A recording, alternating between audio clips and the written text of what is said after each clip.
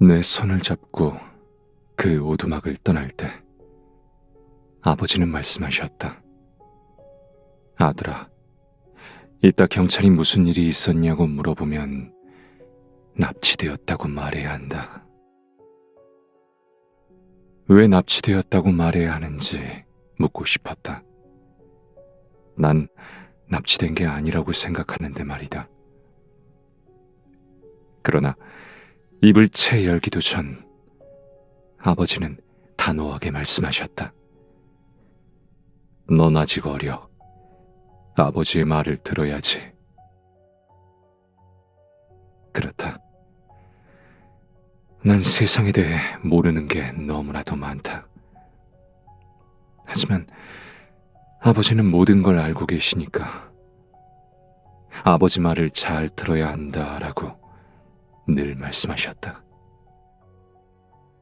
내 방문은 언제든 열릴 수 있었다. 난 아버지의 말을 잘 들어야 하니까 10시 이후로는 TV를 볼 수 없었다. 내 책가방도 언제든지 열릴 수 있었다. 아버지 말을 잘 들어야 하기 때문에 초콜릿을 학교에 가져갈 수 없었다. 내 물건은 더더욱 언제든지 가져갈 수 있었다. 아버지는 세상의 이치를 알고 계시기 때문에 모든 물건이 필요한 곳에 쓰일 수 있게 하셨다. 아버지에게 어린 시절은 없을 거라고 자주 생각했었다. 아이들은 모르는 것 투성인데 아버지는 똑똑하고 훌륭하시기 때문에 전지전능한 신인 것 같았다. 아니다. 신도 죄를 짊어지고 있었지. 그렇다면 신보다 대단한 분이신 게 틀림없다. 메마른 나뭇가지를 두고서도 아버지는 내가 전혀 이해하고 활용할 수 없는 교묘한 말씀을 하고는 했다. 아버지와 나 사이에는 하늘과 땅만큼의 차이가 있었다. 그 차이는 절망스러울 정도로 컸다.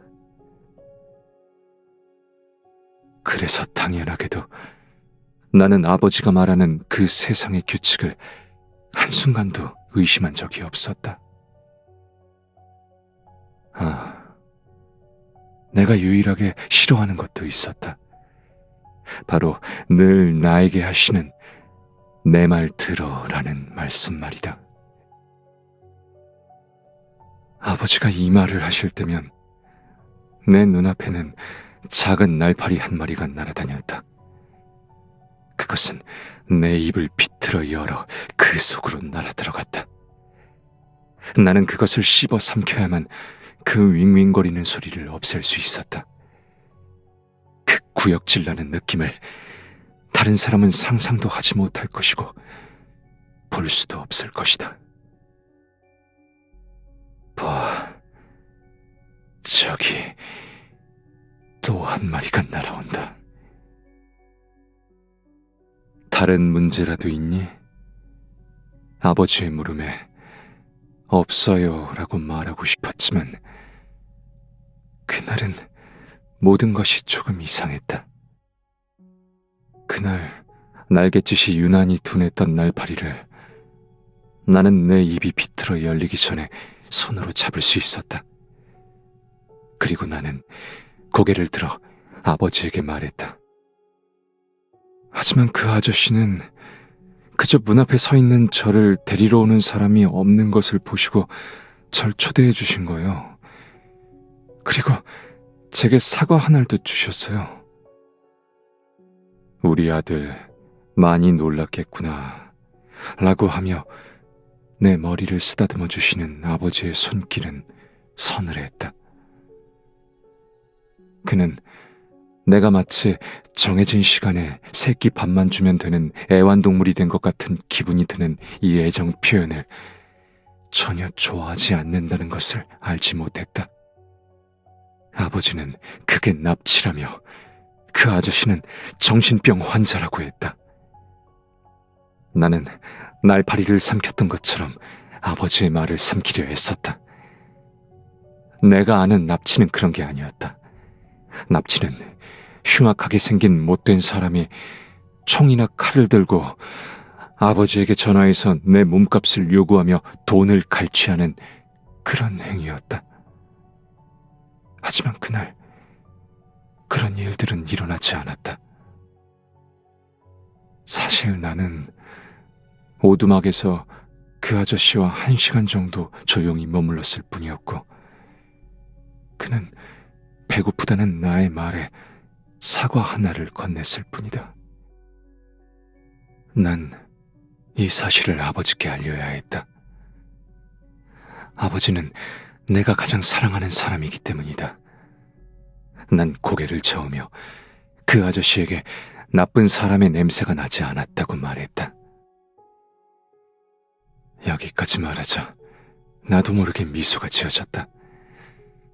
처음으로 아버지를 통해서가 아닌 내가 직접 세상으로부터 진실과 이치를 알아냈다. 나는 이 사실을 아버지께 알려드리고 싶었다.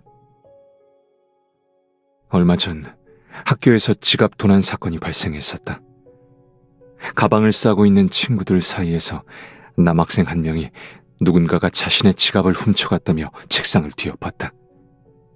그는 분명히 교문 앞을 떠도는 개들이 자신의 지갑을 먹었을 거라고 억지를 부리며 그것들의 배를 갈라버리겠다고 했다.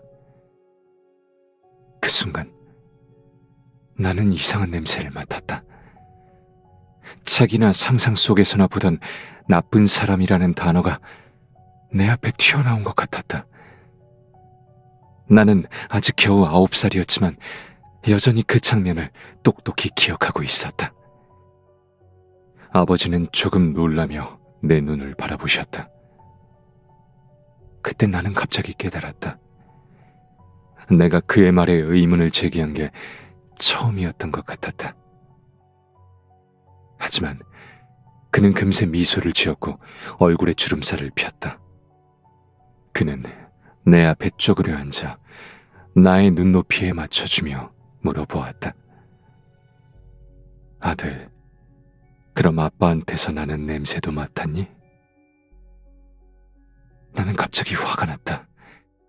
지금껏 살면서 얻은 가장 큰 깨달음을 아버지와 공유하고 싶었고, 내가 한 뼘 더 성장했음을 보여주고 싶었지만 돌아오는 것은 웃음거리를 보는 것과 같은 물음뿐이었다. 왜 어린아이의 말에는 진지하게 귀를 기울이지 못하는지, 진부한 말이 어른들 입에서 거쳐나오면 삶 자체로 여겨지는지 도통 이해할 수 없었다. 내 분노는 드디어 아버지의 관심을 받았다. 아버지는 근엄한 표정으로 나를 바라보셨다. 바로 내가 가장 낯설어하는 표정이었다.